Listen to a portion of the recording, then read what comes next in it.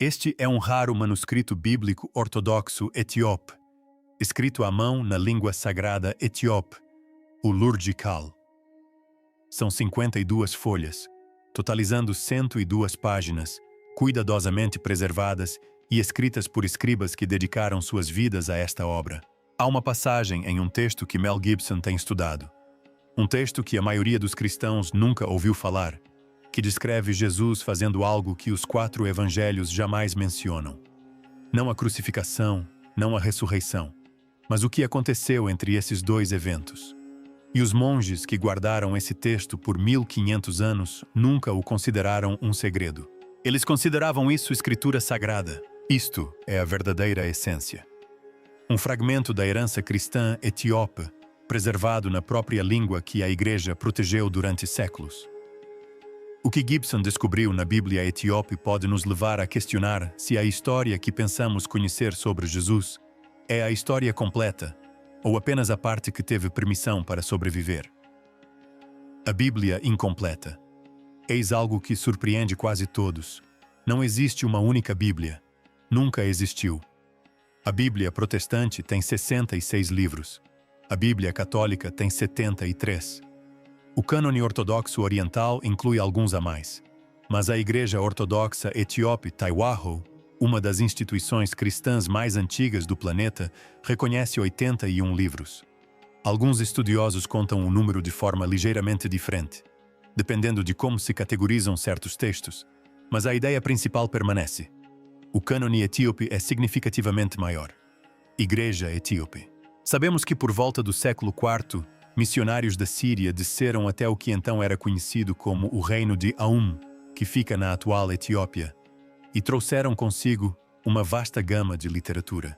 E esta não é uma comunidade marginal obscura. O cristianismo etíope remonta a quase 2000 anos. O livro de Atos 8 conta a história de um oficial etíope, ministro da corte de Kandai, a rainha do reino Axomita, que lia o livro de Isaías quando o apóstolo Filipe o encontrou na estrada. Essa história está presente no Novo Testamento. A ligação da Etiópia com o mundo bíblico não é uma nota de rodapé. Está intrínseca ao próprio texto. O Império Axomita, centrado no que hoje é o norte da Etiópia e Herata, adotou o cristianismo como religião oficial no século IV, tornando-se um dos primeiros reinos do mundo a fazê-lo.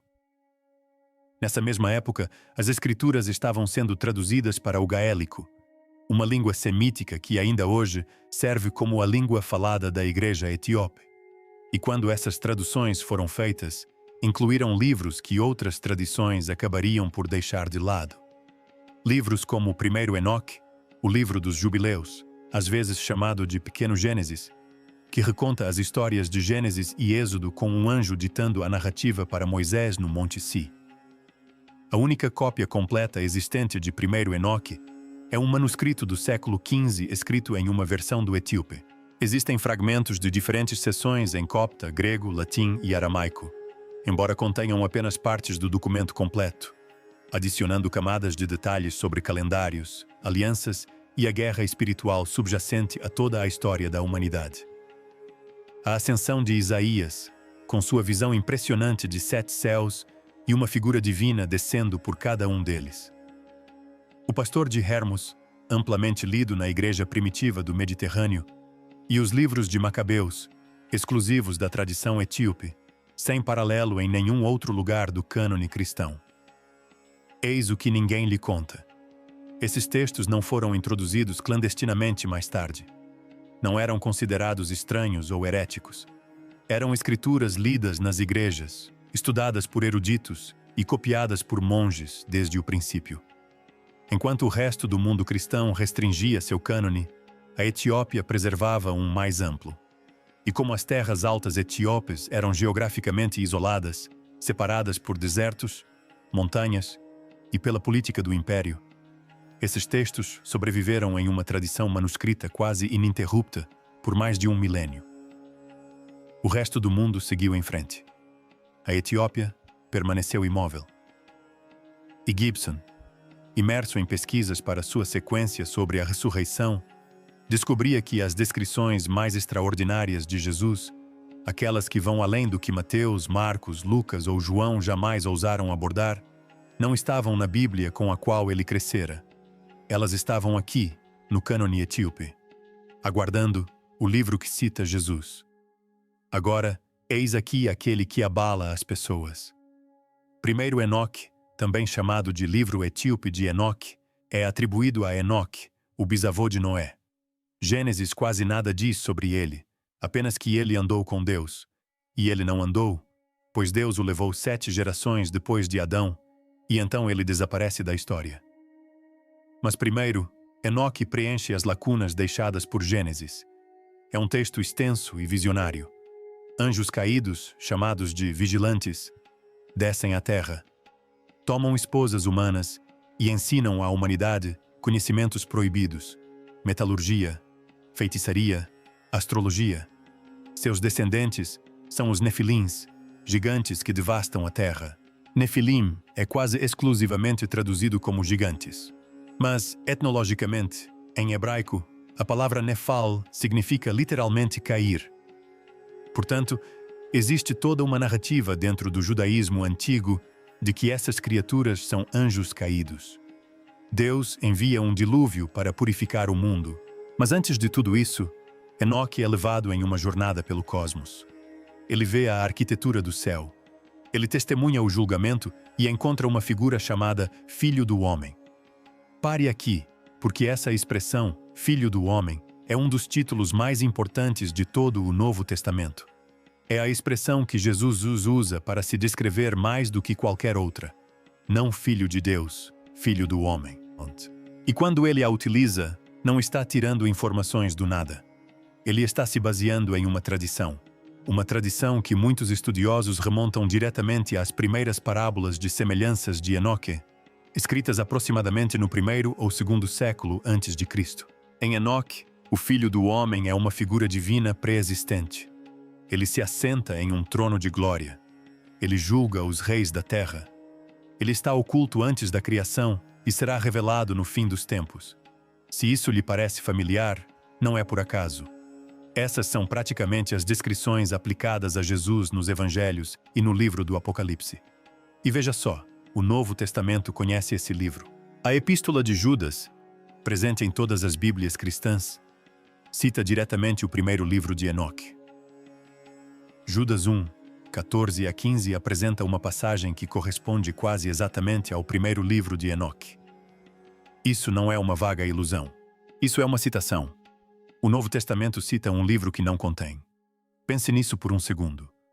Os primeiros pais da Igreja estavam divididos. Tertuliano, escrevendo no 2º e 3º século, defendeu o livro e o considerou escritura. Outros, como Agostinho, foram mais cautelosos. Quando o cânone ocidental se consolidou, Enoque foi descartado.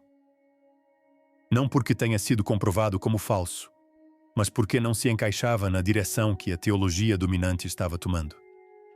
E então vieram os manuscritos do Mar Morto. Em 1947, fragmentos do primeiro livro de Enos foram encontrados nas cavernas de Qumran, a 20 quilômetros a leste de Jerusalém. Múltiplas cópias, totalizando 11 manuscritos, espalhadas por diversas cavernas. Fragmentos em aramaico anteriores a Cristo. Não se tratava de uma falsificação medieval ou de uma curiosidade marginal.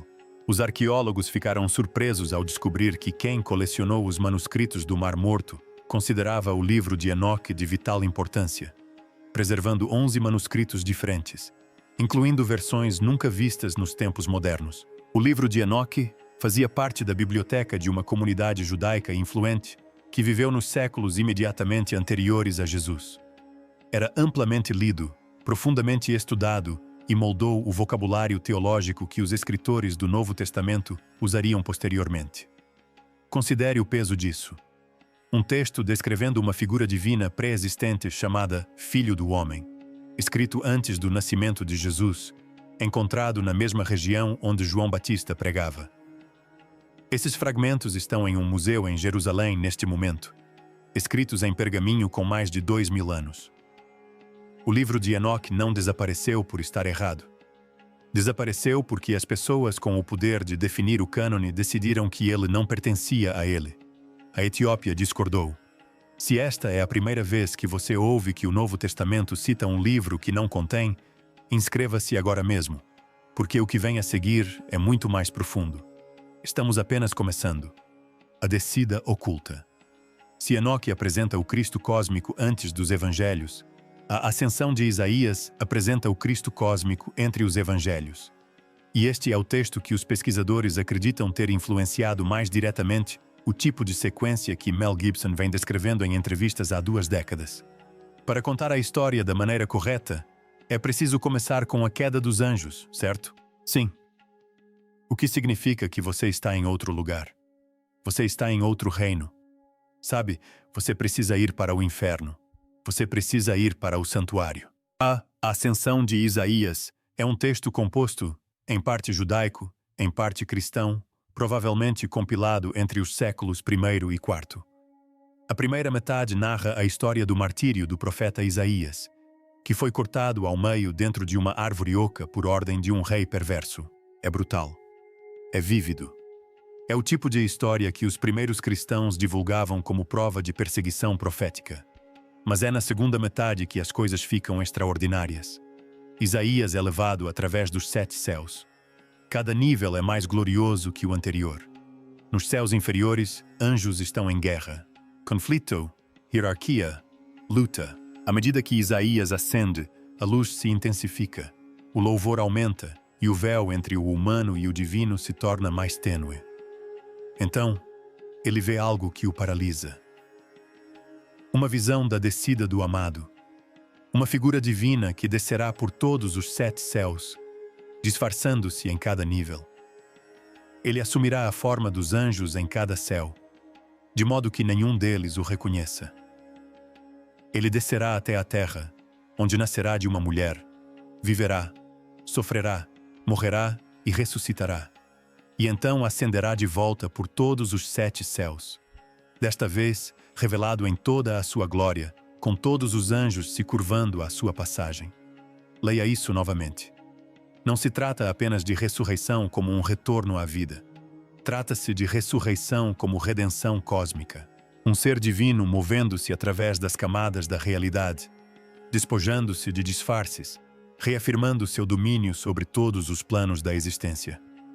É uma versão da história de Cristo muito mais elaborada, muito mais mítica e muito mais visualmente impressionante do que qualquer coisa no cânone padrão. Eis a questão. Gibson usou quase exatamente essa linguagem. Em entrevistas sobre seu filme de ressurreição, ele descreveu seu desejo de retratar o que aconteceu entre a crucificação e a ressurreição, a descida, os reinos além do físico, o sofrimento. Mateus, Marcos, Lucas e João nos mostram um túmulo vazio e aparições pós-ressurreição. Eles não te contam a jornada, mas a ascensão de Isaías sim, e a igreja etíope a preservou como escritura. A ascensão de Isaías foi lida e valorizada por muitos dos primeiros cristãos. Jerônimo a conhecia, Epifânio a mencionou. Mas tipo...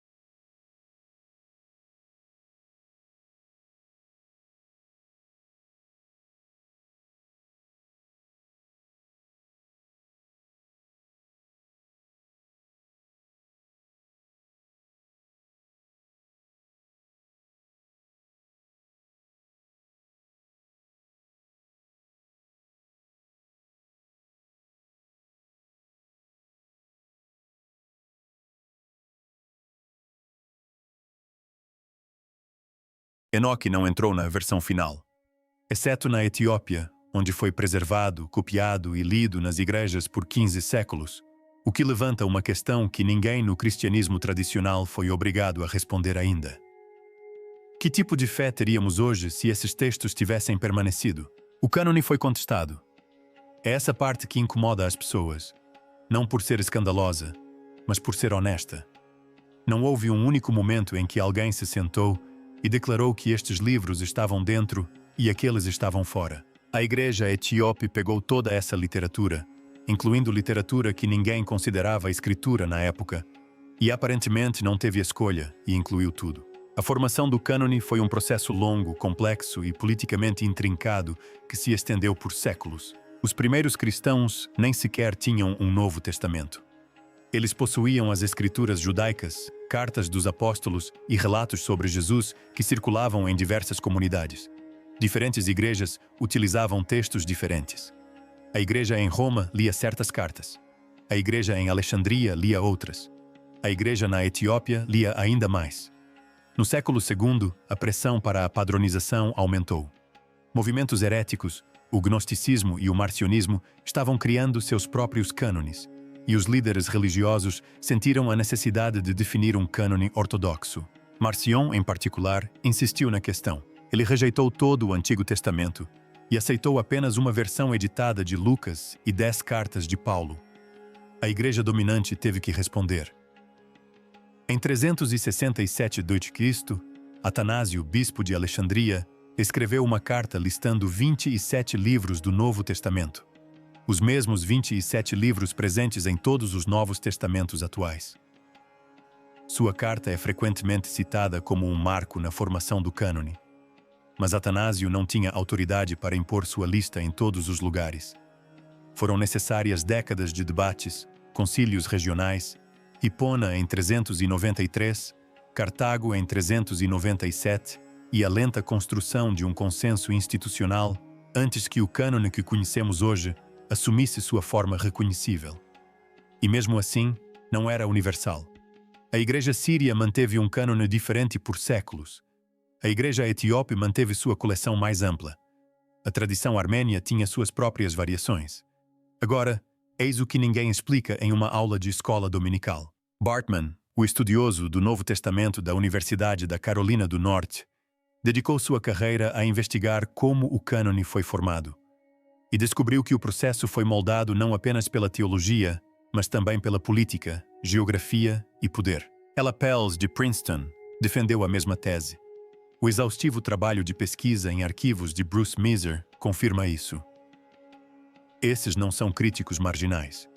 Eles estão entre os estudiosos bíblicos mais respeitados do mundo e todos chegam à mesma conclusão. Textos em grego tinham maior probabilidade de serem incluídos do que textos em aramaico ou gaélico. Textos favorecidos pela igreja em Roma tinham mais peso do que textos favorecidos pela igreja em Axomo. Textos que se alinhavam com a ortodoxia emergente sobreviveram. Textos que a complicavam foram marginalizados. Eis o que isso significa na prática. A Bíblia que você tem no banco da sua igreja foi moldada, pelo menos em parte, por quem detinha o maior poder institucional nos séculos IV e V. E em algum mosteiro no alto de um penhasco inacessível, os monges que discordavam continuavam copiando os textos que restavam, pois não os haviam concluído. Eles nunca consideraram as questões resolvidas. Foi para aí que a pesquisa de Gibson o levou. Não ao fim da história, mas a um momento anterior ao seu desfecho. Antes de Roma se estabelecer no alto da região de Tigra, no norte da Etiópia, mosteiros se agarram às encostas dos penhascos como se tivessem sido colocados ali por algo além de mãos humanas. Debra Damo fica no topo de uma montanha plana, acessível apenas escalando um penhasco de 15 metros com uma corda de couro. Foi fundada no século VI por Abuna Aragawi, um dos 9 santos.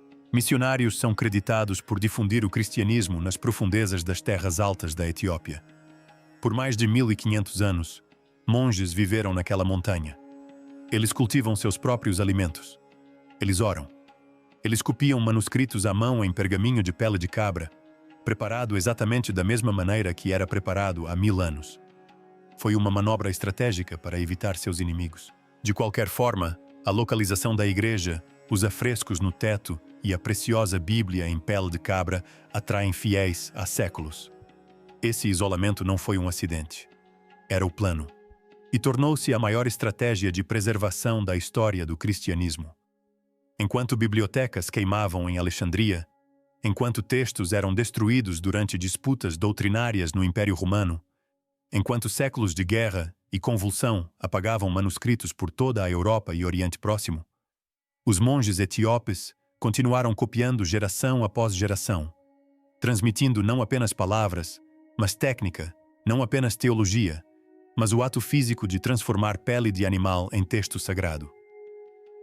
E veja só, hoje, estima-se que existam 350 mil manuscritos cristãos espalhados por cerca de 20 mil igrejas e 8 mil mosteiros na Etiópia. Muitos nunca foram totalmente catalogados, alguns nunca foram fotografados. O mosteiro de Gundo, no leste de Tigra, sozinho, abriga mais de 220 volumes, quase todos datando de antes do século XVI. E há também os evangelhos Garama, guardados no mosteiro de Abagarama, perto de Adwa. Durante anos, acreditava-se que fossem medievais, talvez com 900 anos. Então, no início dos anos 2000, testes de radiocarbono foram realizados na Universidade de Oxford. Os resultados surpreenderam o mundo acadêmico. Garamatu, o mais antigo dos 2 volumes, foi datado de aproximadamente 390 e 570 d.C. Isso o torna potencialmente o manuscrito cristão iluminado completo mais antigo do planeta. Mais antigo que os famosos evangelhos de Rábula, da Síria, datados de 586, suas páginas contêm retratos vívidos de evangelistas, tabelas de canhões ornamentais, padrões geométricos e uma representação do Templo de Salomão sem paralelo na arte cristã. Essas páginas sobreviveram não porque foram guardadas em um cofre com temperatura controlada. Sobreviveram porque monges as envolveram em tecido, as armazenaram em prateleiras de pedra e as viraram com as próprias mãos por mais de 1500 anos. A tinta é original. As cores são originais. Até mesmo a encadernação é original. Mas eis o que ninguém esperava. Em novembro de 2020, a guerra eclodiu na região de Trai.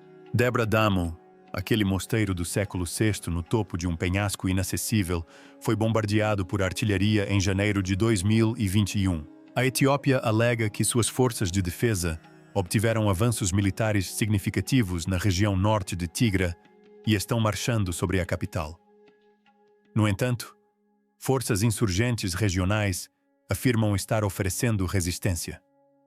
No mosteiro de Waldea, no oeste de Tigra, monges e freiras relataram que as forças invasoras apreenderam mais de 3.000 manuscritos em pergaminho e mais de 300 cruzes antigas de ouro e prata.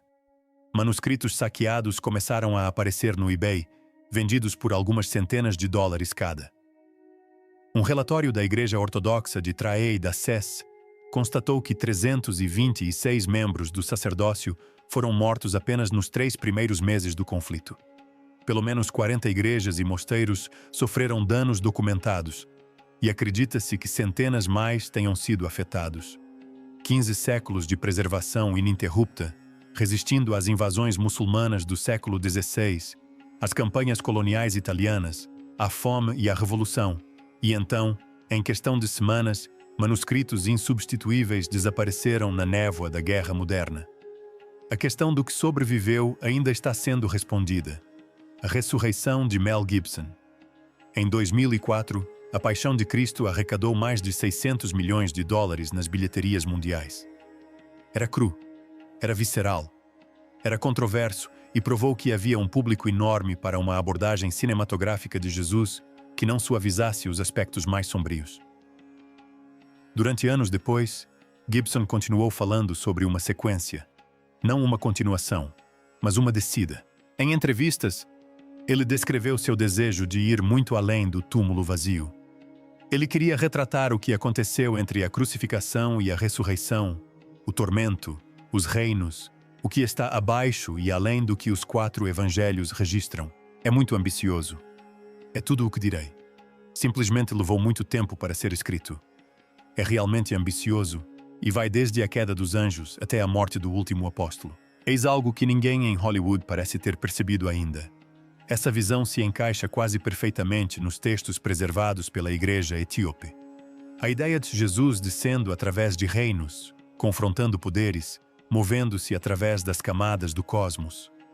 Isso não está em Mateus, Marcos, Lucas ou João, mas está na ascensão de Isaías. Está em 1 Enoque. Está na teologia cósmica que os primeiros cristãos da Etiópia nunca pararam de ler. E ressoa por toda a tradição cristã posterior. Na frase do Credo dos Apóstolos, ele desceu ao inferno. Na cosmologia de Dante, nos céus devastados pela guerra de Milton. Essas ideias nunca desapareceram completamente. Elas apenas se tornaram obscuras. Um filme de ressurreição de Gibson, que levasse a sério a tradição da descida cósmica em múltiplos realms, poderia fazer algo notável. Pense no potencial visual. 7 céus, cada um distinto, cada um crescendo em glória e terror. Anjos que se assemelham às criaturas descritas em Ezequiel e Apocalipse. Rodas dentro de rodas, olhos cobrindo cada superfície, vozes que abalam os alicerces da realidade. Uma figura de Cristo movendo-se por esses reinos, não como um espírito passivo, mas como um rei conquistador, recuperando território, quebrando correntes, descendo à mais profunda escuridão antes de ascender por todos os níveis da criação. Isso não é apenas um filme religioso. É um evento cinematográfico.